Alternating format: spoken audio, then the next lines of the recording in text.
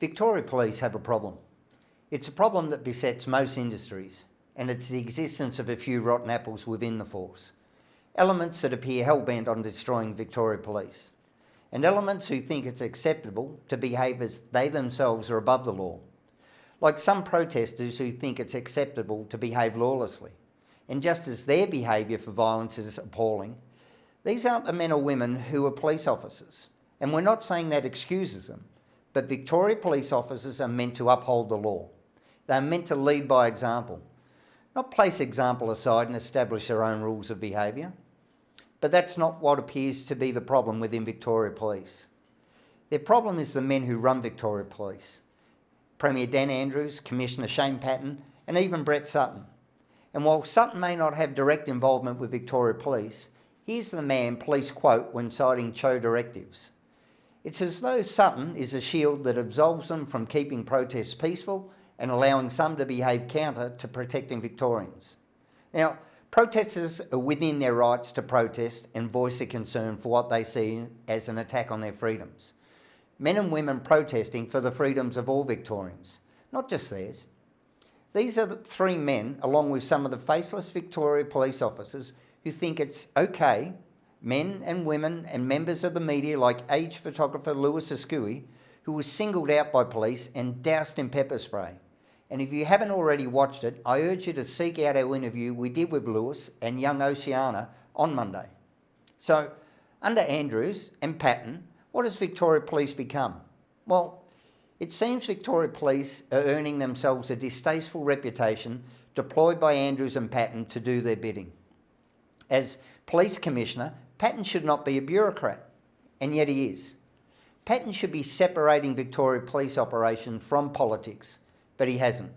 And now, Patton has become Andrews' lackey and is allowing the once great Victoria Police Force to be used as a political tool. And rather than ensure his officers behave with integrity, he's allowing some to behave as though they're unhinged. Victoria Police aren't meant to be a political instrument, yet that's what they are. And that is how Andrews is using them. And today, Andrews, through Patton, has instructed Victoria Police to use whatever means possible to stop protesting members of the CFMEU from taking to the streets, to stop them protesting against their right to voice their concerns over the mandating of vaccines. And whether Andrews likes it or not, Victorians have a right to protest. They have a right to voice their opinions, and sending riot squads dressed in paramilitary uniforms with clear instructions to use whatever means possible, Victoria Police are trained to hold the line and resist pressure, not break the lines or rules to enforce thuggery. Many hard-working members of Victoria Police are actually embarrassed by Andrews and Police Command. And within many Victorian police, they claim they find it hard to stand alongside fellow members who they know and see behaving in ways that are disturbing. One source described the actions of rogue officers as disgusting and brutally vicious. He also said they aren't there to serve and protect Victorians or to uphold the law. For some, the oath to uphold the law and protect and serve is not the same as their fellow officers. Their oath is different. For those in Police Command and Commissioner Patton, along with Andrews, some Victoria police officers have become political tools.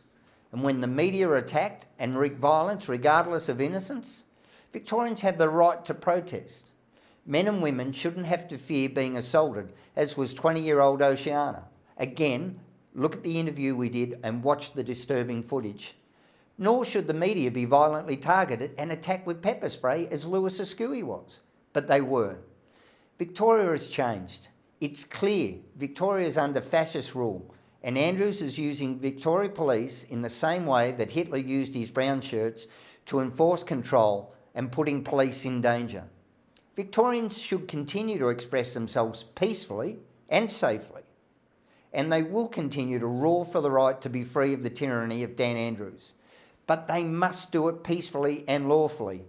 As for Andrews declaring the protests illegal, he's conveniently forgotten what the Victorian government has done to Ian Cook and I Cook Foods as illegal and despicable. Thanks to Andrews, Melbourne is no longer the world's most livable city, but it's a basket case.